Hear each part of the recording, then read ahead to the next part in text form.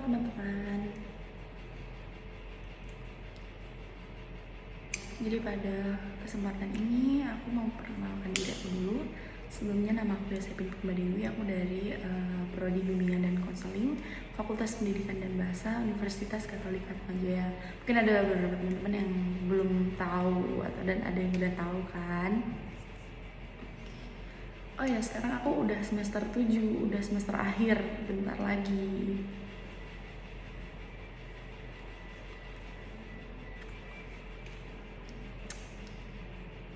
Karena sebelumnya aku udah sempat bikin story tentang poster tentang toxic positivity. Jadi hari ini tuh aku bakal melakukan sedikit live talk tentang toxic positivity. Mungkin nanti kalau misalnya ada yang mau bertanya atau ada yang mau cerita sharing tentang pengalaman, pendapat kalian boleh banget ya teman-teman.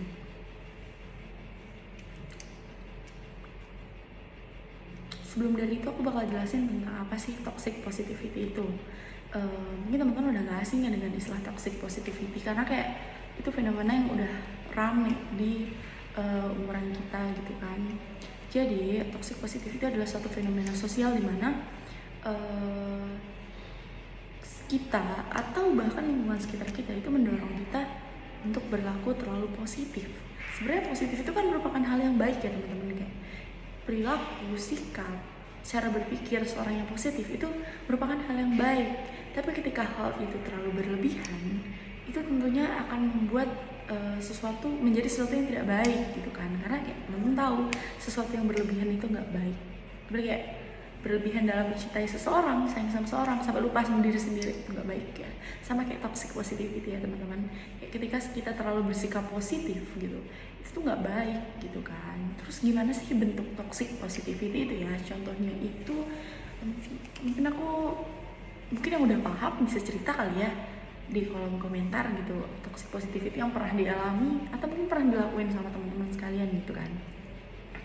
Kalau dari pengalaman aku itu mungkin ya contohnya seperti ketika ada teman kalian yang merasa gagal dalam mungkin dalam urusan percintaan dia nih kan, tapi kita sebagai pendengar gitu kan kita nggak tahu tuh sebenarnya dia ini berpikir, dia benar-benar menceritakan apa yang dia pikirkan atau cuma sekedar pengen cerita.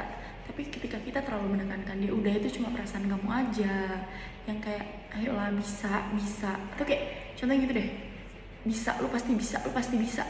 Nah, bukannya nggak bisa, tapi kadang seseorang tuh butuh tempat buat didengerin, butuh waktu buat istirahat gitu kan. Karena nggak bisa segala sesuatu terjadi saat gitu kan. Mungkin bisa aja PDKT jadian saat tapi kalau misalnya soal beberapa banyak soal itu kayak nggak bisa kalian tuh hap langsung nggak bisa ya teman-teman ya.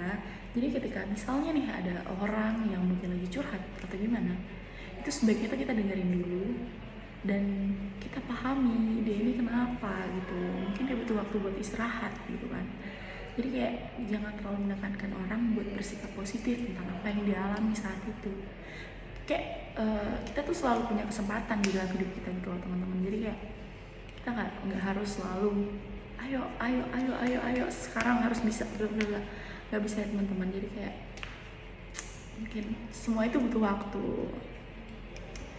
gitu ya teman-teman.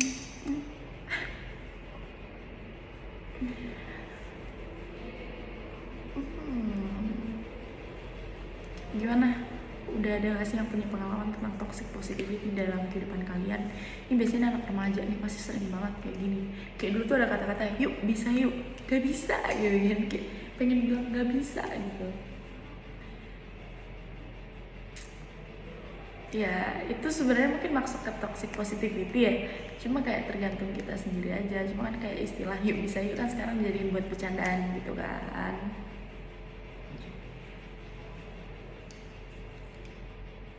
Kalau aku sendiri pernah nggak ngalamin? Pastinya pernah ya, kayak dituntut untuk bisa. Padahal di situ posisinya aku cuma pengen cerita gitu, butuh waktu istirahat gitu kan, kayak butuh waktu lah intinya kayak gitu kan.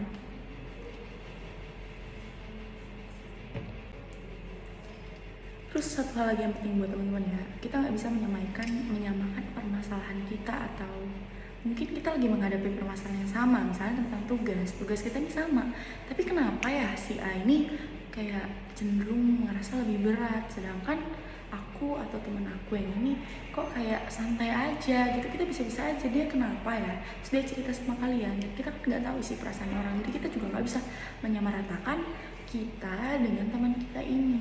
Mungkin teman kita cuma mau cerita atau apa.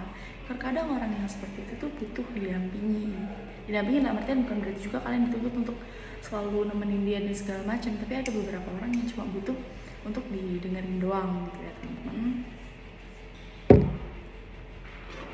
Aku bakal jelasin tentang tanda-tanda dari toxic positivity itu sendiri. Yang pertama adalah ketika kita berusaha untuk menolak rasa yang ada dalam hati kita. Mungkin hari ini kita merasa sedih, kita merasa tidak mampu, tapi kita menolak perasaan itu.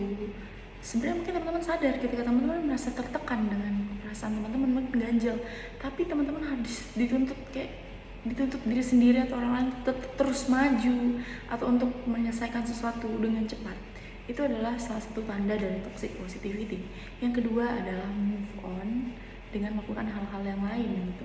Mungkin move on ini sama seperti kita mengalihkan rasa itu dengan hal-hal positif lainnya. Padahal nih kita udah capek, harusnya kita istirahat, tapi kita malah melakukan hal-hal positif lainnya yang sebenarnya terlalu melelahkan diri kita. Itu makanya dari situ kita terus belajar untuk menerima perasaan diri kita sendiri gitu. Nah, teman-teman juga nggak boleh ya merasa bersalah tentang hal apapun yang sudah terjadi ya teman-teman. Kayak mungkin teman-teman merasa malu, merasa ini kayak terlalu berlarut dalam permasalahan teman-teman gitu ya. Itu juga tidak boleh ya teman-teman, kayak terus kita berusaha menguatkan diri kita sendiri. Nah, teman-teman juga harus perhatiin tentang perspektif teman terhadap orang lain. Mungkin ketika orang itu salah, teman-teman jangan langsung kayak mungkin dia misalnya dia jatuh karena dia tidak hati-hati, terus teman bilang untung aja lo gak jatuh gitu kan. Tapi kan kayak kita nggak tahu nih perasaan dia gimana gitu, kayak terlalu ngajak teman-teman untuk berpikir positifnya. Mungkin lebih baik agar teman-teman tuh kayak lebih menasehatin, lain kali begini-begini, daripada teman tuh kayak mengejudge atau apa ya, kayak langsung untung aja lo nggak mati gitu misalnya gitu, karena kayak hampir kecelakaan gitu kan. Mungkin kita lebih bisa menaruh simpati kita, empati kita kepada teman kita gitu. Pasti kan dia shock mungkin kalau misalnya habis ada kejadian sesuatu yang kayak kaget gitu kan pastinya. Oke, aku lanjut ya. Jadi selanjutnya itu adalah jangan ini kan tadi tanda-tanda ya, mulai mempermalukan teman kalian, atau ada teman kalian yang mempermalukan kalian. Kayak misalnya kalian lagi galau terus bilang, ih cengeng banget dah lu, ih gitu aja lu sedih gitu kan, gua aja bikin membandingkan masalah kalian dengan teman kalian, atau teman kalian yang membandingkan itu dengan kalian. Itu udah termasuk toxic positivity ya, kayak ngapain gue dibandingin sama lu gitu kan beda gitu.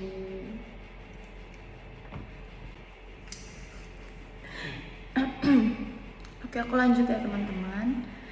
Jadi di sini aku bakal jelasin tentang dampak dari toxic positivity ini. Ya mungkin teman-teman udah pernah rasain lah dampak kayak gini, karena toxic positivity ini sendiri kalau di kehidupan aku itu kayak udah ya, mungkin makanan sehari-hari gitu ya. Cuma kayak itulah pentingnya kita mengelola emosi kita dan kayak mengendalikan diri kita sendiri supaya kita tuh nggak terbawa arus dengan kebiasaan atau inian orang lain gitu kan. Nah, dampaknya sendiri untuk orang yang mendapatkan toxic positivity itu, mereka cenderung kehilangan kendali atas diri dia sendiri karena dia akan terpaku dengan pandangan orang lain gitu dan menolak perasaan yang dirasakan. Yang kayak aku bilang tadi, ketika seseorang merasa sakit tapi dia menyimpan rasa sakit itu bisa aja jadi bom di dalam diri dia, bisa aja meledak kapan saja, kita nggak tahu gitu kan. Terus dampak lainnya mungkin seperti kayak kita jadi takut untuk cerita sama orang, atau kita ketika kita melakukan toxic positivity itu kemungkinan buat teman kita curhat lagi sama kita tuh enggak, karena kenapa? Mereka ngerasa kayak nggak nyaman gitu loh, kayak mereka nggak mendapatkan support, mereka malah mendapatkan hal yang menurut mereka itu kayak menekan mereka banget gitu. Karena itu kayak kita sebagai teman-teman nih kepada teman kita harus bisa mendengarkan mereka dengan baik, seperti itu teman-teman. Nah, ini yang terakhir nih, teman-teman harus tahu dong cara untuk mengendalikan toxic positivity. Yang pertama itu adalah teman-teman jangan pernah menolak emosi yang ada dalam diri teman-teman. Emosi negatif, emosi positif, itu semua harus diterima teman-teman. Ketika teman menolak emosi negatif, itu dampaknya cukup berbahaya buat teman-teman. Kayak mungkin saat ini teman-teman bakal kelihatan baik-baik aja, tapi kalau itu jadi kebiasaan, kita nggak tahu loh kayak bom dalam diri kita tuh kapan meledaknya gitu kan. Terus yang kedua itu teman-teman harus bisa berpikir tentang hal yang bisa teman-teman ubah dan hal yang tidak bisa teman-teman ubah. Apa sih hal yang bisa diubah? Ya mungkin hal kecil kayak teman-teman punya masalah, cobalah berpikir kayak jalan keluarnya gitu kan. Terus yang selanjutnya itu adalah teman-teman tuh harus bisa mengkoreksi kesalahan yang ada di diri teman-teman. Itu pentingnya kita buat introspeksi diri kita setiap saat, karena pikiran orang, pendapat orang itu pasti beda dengan apa yang ada di dalam pikiran kita, yang apa yang di dalam hati kita gitu kan. Yang terakhir itu adalah menghindari menjaga jarak dengan orang-orang yang menurut teman-teman tuh kayak ini orang toxic positivity nih buat gue nih, gue nggak bisa deket sama nih orang. Oke, teman-teman harus jaga jarak dan teman-teman harus bisa ya memilah teman yang baik buat kita, karena bukan kadang sih, kita tuh bisa mengontrol diri kita, tapi kita tuh belum tentu bisa, bahkan mungkin nggak bisa buat mengontrol bagaimana cara orang memperlakukan kita.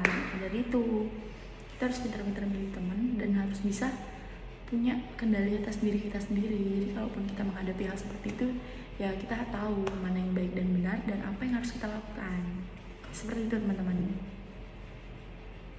Nanti aku bakal kasih link buat kalian bisa tahu lebih banyak lagi di situ. Atau kalau misalnya ada yang mau bertanya lebih lagi, boleh banget DM aku di Instagram aku ini.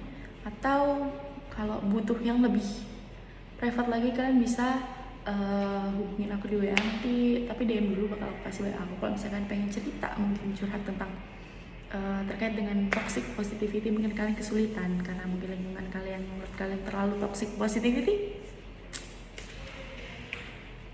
Ini ada yang masih mau bertanya nggak atau mau cerita gitu?